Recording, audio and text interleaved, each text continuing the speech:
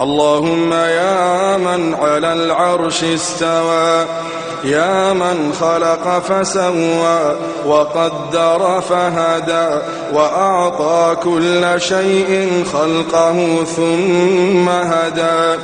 يا من أضحك وأبكى وأمات وأحيا وأسعد وأشقى وأوجد وأبلى. Ewa mbadi kasongolu mbadi njaran kanfolalu malien sénégalien guinéen fogasi gambima albadin jana dingere bok malane gangal susoko ewa ngantemu trese ran falaginjo kasi morgele ma morge men to ko baloni mbaba tege otuma ko monte janyala menala ngine ngalo la sila morge asato ko falunye ka jammo falunye ani abe baro men nasina wo falunye. Alhamdulillahi rabbil alamin. A'udhu billahi minash shaitanir rajim. Bismillahir rahmanir rahim. Summa salatu wassalam ala al-mursalin alhamdulillahi rabbil alamin. Mbi ala taala tentula man sakallanke tentulun ko la nemo kan anala nemo men ngalon ko isafo birimbi fo jani alkiyamo lolum ita banno la fola o tambirin ko la be sallaki la mashallallahu alayhi wa sallam alhamdulillah sina nga telephone tentu ngal jagi be ni ganyi ninka femfendina mashallah fondi siriya kon la ngamello nsi jabi wolela وكملا انت تقوموا شيخنا شيخ ابراهيم جاسيغلتي ما شاء الله فندين سرياكا مبوتا دامنا ولا مو غامبيا بانكو كاونتي مبوتا غامبيا لي ولوتا غامبيا لي الحمد لله ما شاء الله فندين سرياكا فبي تنتين mbaba sabatri gambia banko le kam ka fayno alhaji batu jasigi abe sabatri banko men kambi wala mo jimara bakada jiti base nay ka fayne ko fatumata silla doli sakili kankaba aja kankaba silla lela wa aja kankaba silla man shola fondi siriya kan ate fomo be sabatri minto wala mo baseti jimara bakada ji nadimbal boleto nta fomo bi man shola fondi siriya kan be sabatiri faransi banko le kan e ka fo dame ko pari oto akamunda ko niga nyinin kamina mashola fonde siriya kan ni shoyi tandila o dingiralo aywa mbadingolu albota amoro lakumo le men sa sending abota afan falunye kana foka fafo ani asota dlame asigidla be benni faransi le majam morge rangin ngalo tengu ila tukundi yala morge ira futu keba ebe futu limba alhamdulillah mushol bembulu musofula bembulu ani ndingol bembulu na mushu daw sabatring gambia banko le kan sayenteng jimara bakadaji ani ndingolu na mushu do nawe sabatring faransi banko le kan sayenteng paris ade alors comme musu kilimbe bulu gambia kilimbe bulu gambia na ngina ngalo ida sito mi ko dingol be bulu dingol be bulu d'accord iso to ta gambia du bugo sonko istara gambia le d'accord mo re sa sandingi benala duna ngina ngalo ko ni mo moria hukumo ngina ngalo ti mo re mbe ngina ngala yala o itebe moria menawo asekere ikhaso to nyadi yala moria tumbe albatale ba moria ika gundo soto nyadi ibe gundo menka ni duna ke la kulo o gundo ha yala o gundo ita o gundo soto nyadi alhamdulillah rabbil alamin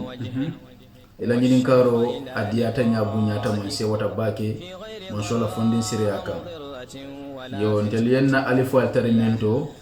man femfendillo nama ki alalati alala kano ni kila la kano sallallahu alaihi wasallam nga ala kano nga kila kano nata kan karandi munna wala qur'anoti man shola fundin siriya kan ngamutan na alifallela na alifalto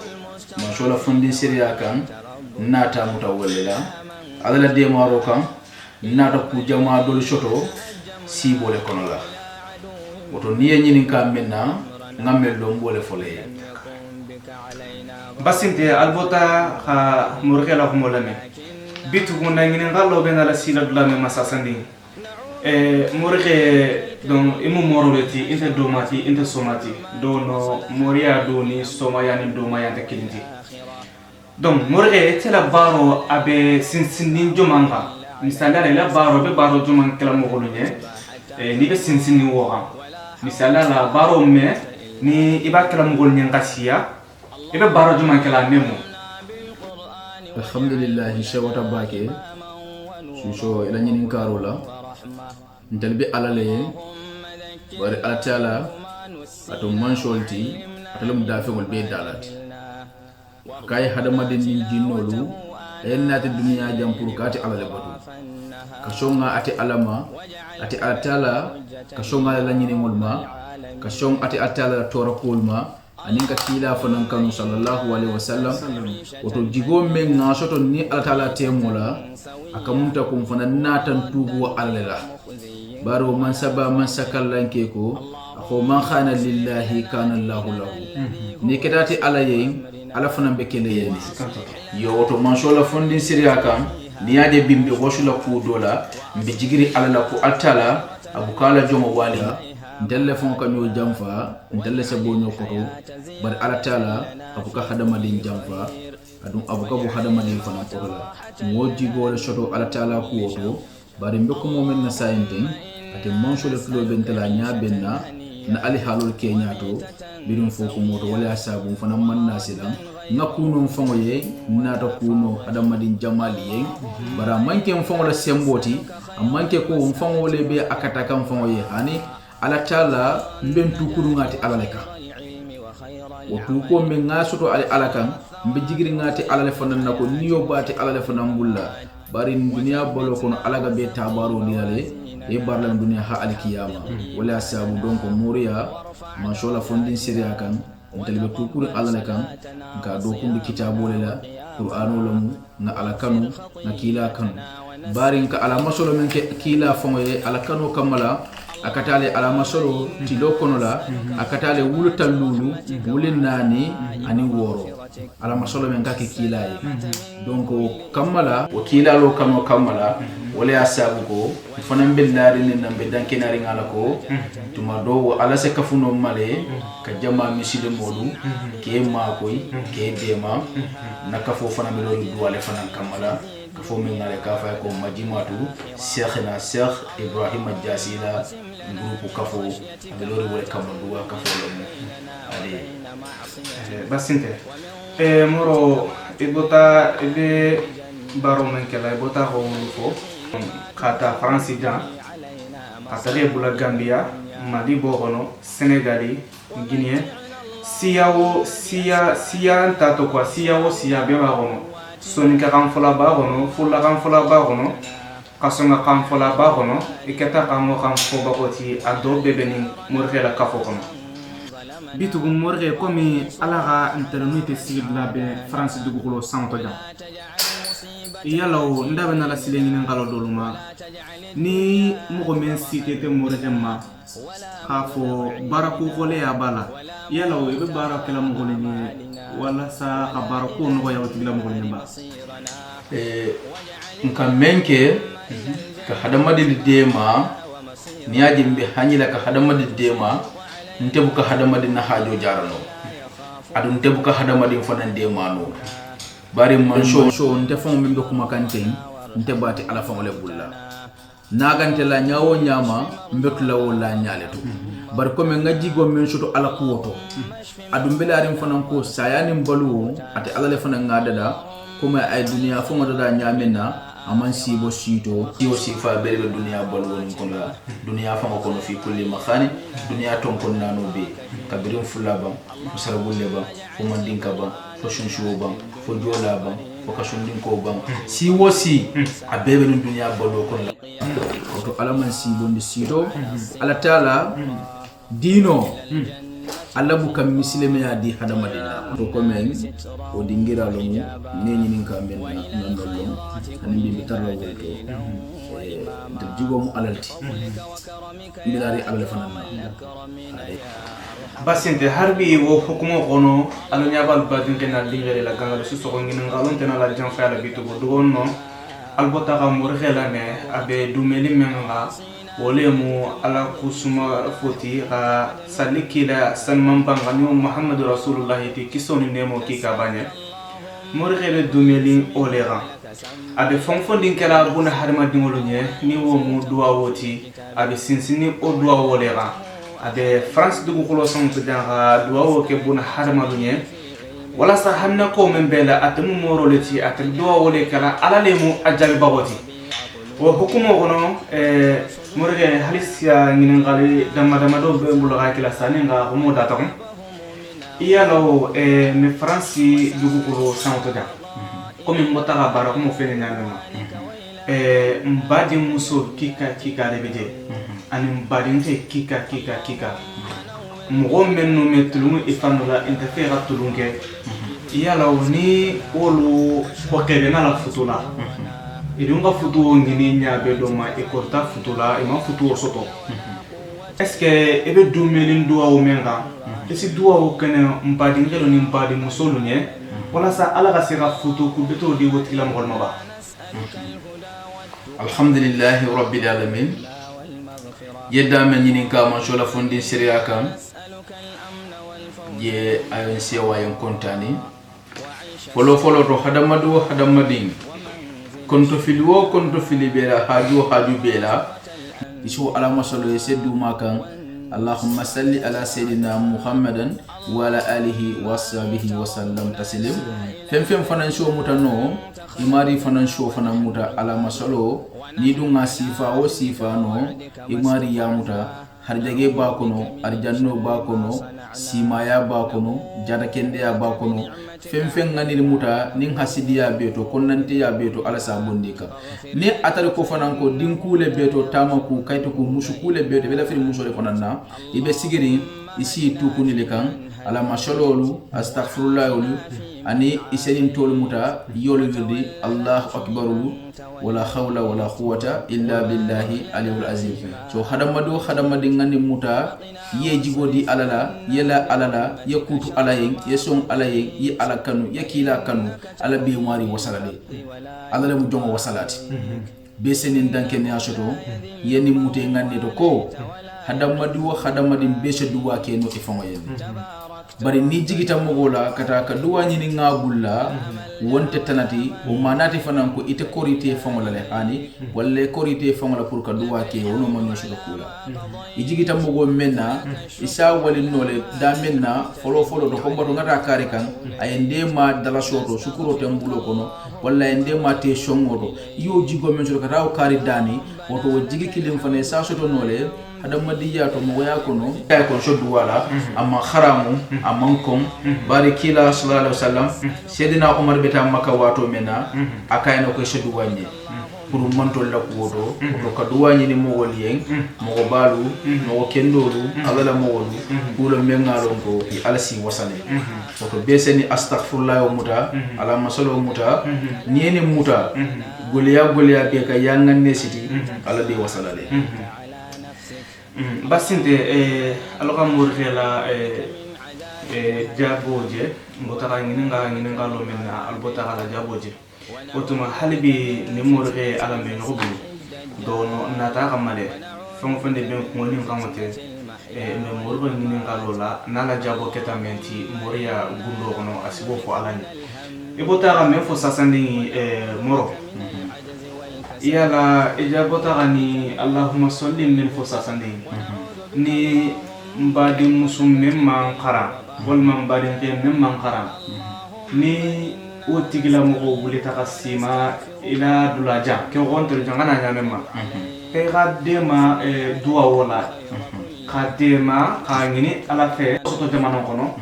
nin sito menu bala arjigeni naflo komi entelubi wala gadi alane surtout dina mogono na flo ni wa togole gadin tuline ni mo men site tamo hukumo gono ko yala moro mbe fera ndema ga duwa o kenya ala ga gundo men ya telma moria gono ama wo nyogondi woluma ama wo nyogondi terma ndum man duwa wo nyalon na ta rasime ran dema ala ga makila ga memoria gundo min de wo ani ga memoria min soto ifalula ira dema yala be irisa dema no duwa wala ala ga sanga hado nya bo duwa wo kono ba alhamdulillahi rabbil alamin ikadda men nyininka se wata je nyininka ro la bake ala taala folo ala la soto londo limaniya ani ala soto dobe je way londo soto ama limaniya soto do limaniya soto ama londo soto bari comme lefta ka shutiya ala taala famola ala ye shuta yelom wo folo muninati shuto nafilo ni mo wolbe sino wala ite wuli ye shuto nafilo ke ala taala ye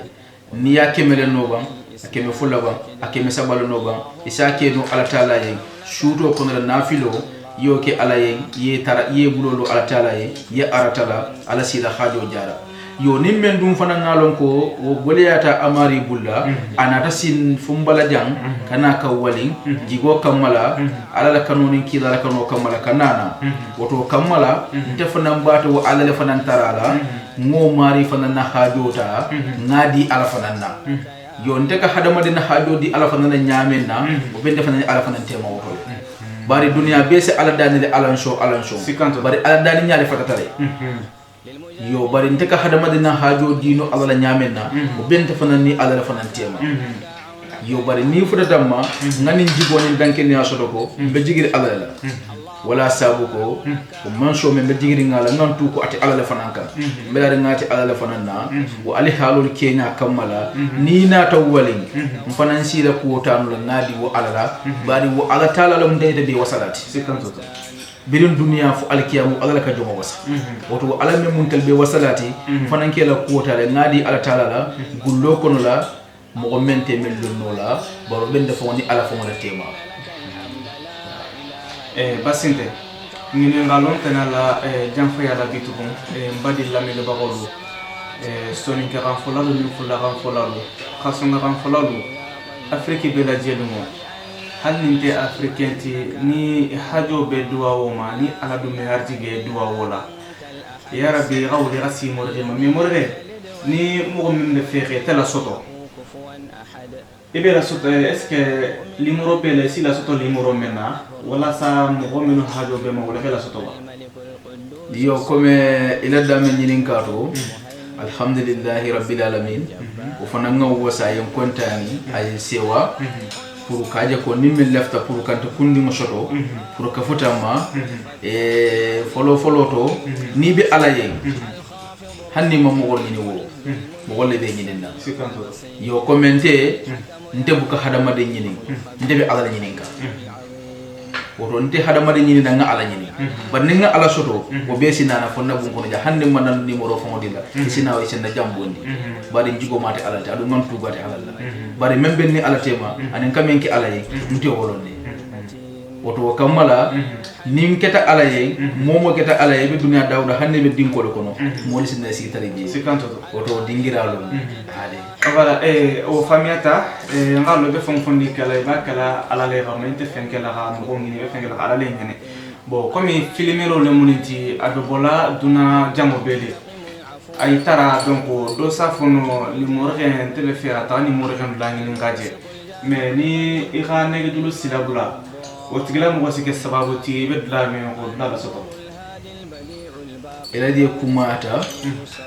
pour ka feitandi nimme lefta pour kanje kannan numéro ta facebook la wala la poto molto pour kankili yo ali halo kenya to o be kala defanam fe ko woro leti anim faytando leti d'accord yo bari munna ntebi alale d'accord même be mbul melari wala d'accord adum be jigiri wala sabu hanne be dinko kono ni ala taala gan itela kayro shuntela la ala dum ngete siso busale ay to bi pare akoy ko taadula kardo sina foja e benje la fana ni amala fonni sira fana d'accord basinte bo bisu morge min ngal influencer kumote si barol lalo do keta la tarabulo kika famiyata bon sa sandingi komi jama be kafuli o jama be kafuli duwa wala ma o jama be be go donc edu jigo balani ala lera voilà o jama min be go yala o jama be president atumbe ja atunga dinye nga kuma me ala ka ke mfoti no go dondi voilà bon komi etele no president etele mi la nyamu ti duwa o be kunti go ni teleti donc be la min mo kala ala fe voilà o duwa o hukumu kono o jama be dani France dani ba wala o jama o be fo mali ko gane fo Gambia fo duna jambe abebe wasa ko groupe ne kono ba alhamdulillah rabbil alamin ntela kafo e kafo me ko majlis cheikhna Cheikh Ibrahim Diassigi ntela kafo dunia bele beje comme ya be kole ninga misiro lo wala nga jamal lo nte mo bali no la nyame na fo kana sadi jamon kono wala ka mo gol tombo kari tele be salla nin kar le kan kilim fo nin kar bota dugu kilim wala be salla nte la misiro kono wo akamunta ko nte lu manna misiro lo kama manna ka fo lo kama bari est ce que jombe jamon lo la bi ya fo ko ilafta mo go men lo salla jamon ko yo to ntela ka fo dunia bele beje birim Mali fo Sénégalais portugais Casamance a Gambia fo France jang kata Italie Germany Switzerland Australia Holland Norway a bele bentala kafo ko kafo nanu nimbe a bele ba ko la bar kafo ni melo men ko holum duati ala ko kila ko femfenga kila kanu ya ala kanu o to tambirin kola yere sino go ara fana bena men kero wato o dingira lo mu ne fana mun na talibolati ata fana mbe mbala janne ala le ya fana saba kanatinka alhamdulillah rabbil alamin walakin koy ko ni la data sabo wala ya saba ya ala kili sigi kana kuma mu golle sine tali fele jam abete basinde yala o kafu membe buru janga ni jamana don fonde fo afrique bo gono Europe bo gono Asie bo gono ni jamana fonde flente ni mo jama bebe te moro no fe abe no fe duwa wolela est-ce que be kafu kala wakati ni wakati wala saka duwa o ke o jama ni ba nka duwa ke jama yene mashola fonde siria kan karifula sabanja mol ka benjane karifula sabanja mol ka benjane pour ka kacha ku jamala anin ka duwa ke hadama le nganne kamala comme ngafo nyame ntele ka duwa ke ala kamantel mashula bola fenna hande nga bunjallo jam ntela baro wala ku matante kaburo kono alkiyamo lol dinantelo bunjamoti oton telbe ku ke nakafo be mbe ku kelen kaki ala ni kila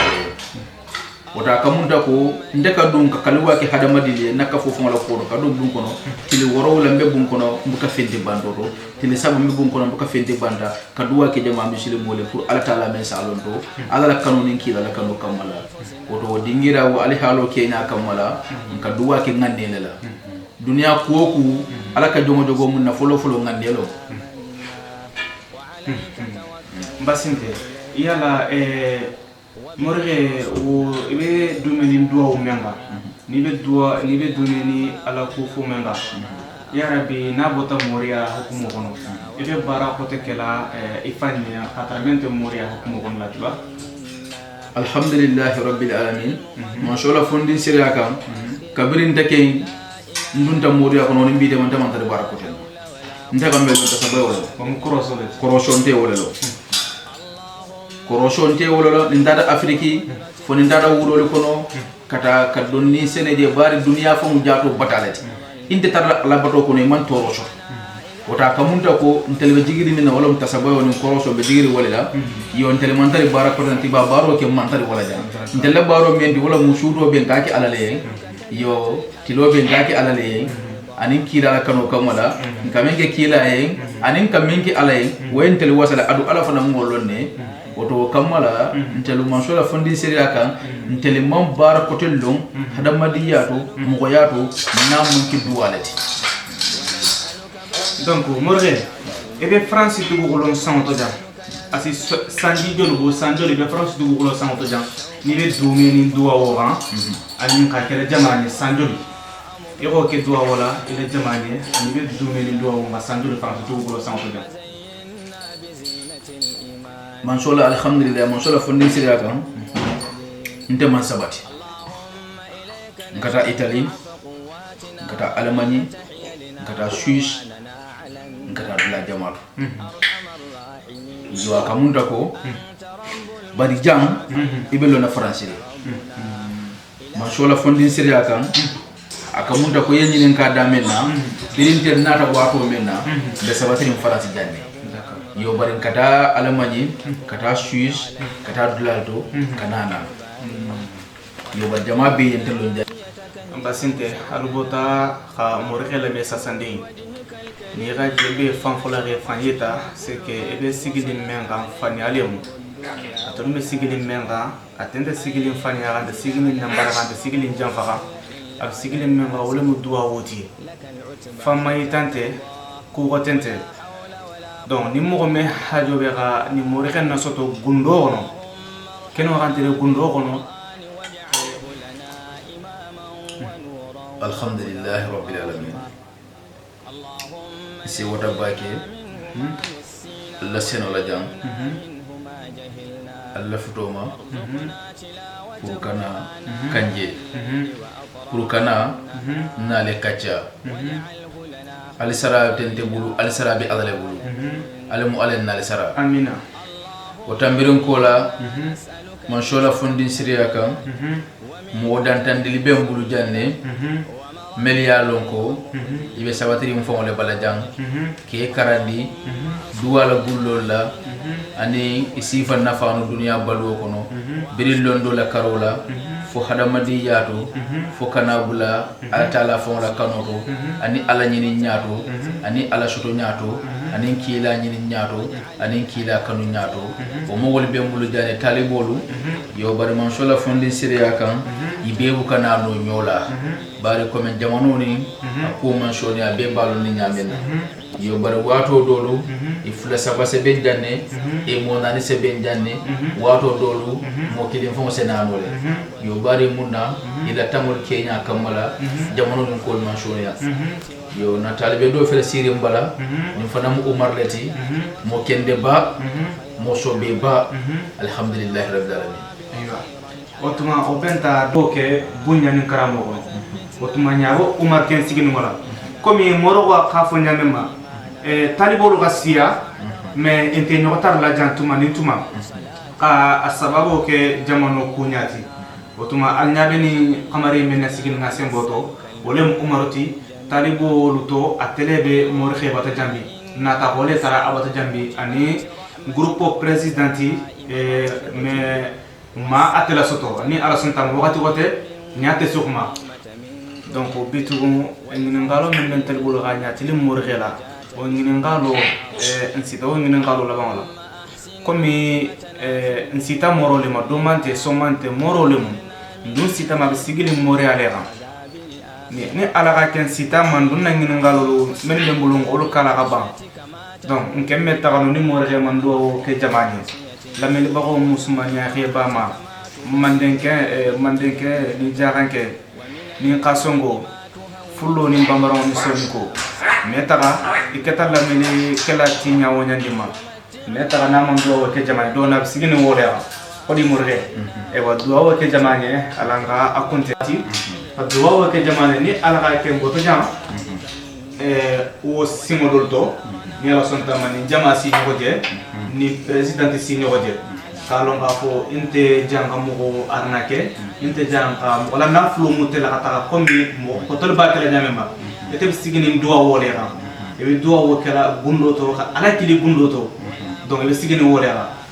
basinte bitu ni ngalo ni tel bulu obanta e si duwa woke jama musmani akeba mane ala bela meli ni se wata bake kontan tafana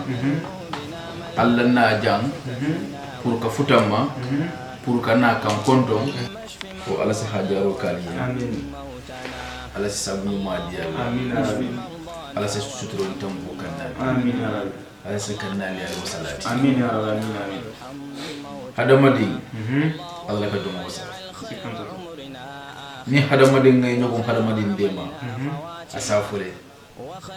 banni ala ga mo dema ala ga hadama din dema ala buka jigi moy ko tele kar dema oto ala mu ala ga nal be dema amin amin ala mu ala ga nal wasa amin amin ala mu hajaro kala nal alla filimero albake kan alu malikis lakata nin kata to mani number ko amin amin amin amin ala mu shoni ken jadi lan amin gullo to bangi to ngamello mamela alma be jaral amin annabiyo mo wuli ke wuli mo nan e hormoni barako alma hajar kan nali amin amin amin muru sanol ke misa batanin sabay hormoni barako alma hajar kan nali amin amin amin kira la hormoni ala barako alma jidi la nali amin insha Allah salli ala muhammad sallim alin sadin alfati sabota fem be hajumento sasa tolu mel oktalo la mel be shukono mel be kayto kuto mel be do kuto ba mbake la bele kono bin sa wonte furel a bele ba ko fati saboni be wala se be hajo jara mel mutari mel golya kono fa sa ko tan ne kam amin bismillah Bismillah salli ala sayyidina Muhammadin wa ala alihi wa sallam. Allahumma salli ala sayyidina Muhammadin wa ala alihi wa sallam. Allahumma salli wa sallim ala sayyidina wa nabiyina wa maulana Muhammadin sallallahu alaihi wasallam. Iyyaka na'budu wa iyyaka nasta'in wa ihdinas siratal mustaqim. Allahumma salli ala sayyidina Muhammadin اللهم صل على سيدنا محمد اللهم صل وسلم على سيدنا ونبينا ومولانا محمد وسلم ok mbadi lamel bagolu albota kamoro matele ni ngalo mi bembulo ni ngawlo kala ani karandi molu ni ngawlo ni ngalo kala moro fambe do meli menga ni moro si mo momenti o mu duwa woleti abota ko duwa woleke alaba wala ten sasande donc wala tumu ka kontono di mbadi silamo bela jelu mama kheta europe maja fo afrique na folo ba bela jelu mane fo asie ngomo be je nabi moro la gurko kono ko hala kontono la si bela jelu mama amangina mo si kun ala folo ba bela jelu mane donc wala tumu salli ala muhammad la ilaha illa anta khalaqtana wa nahnu ibadu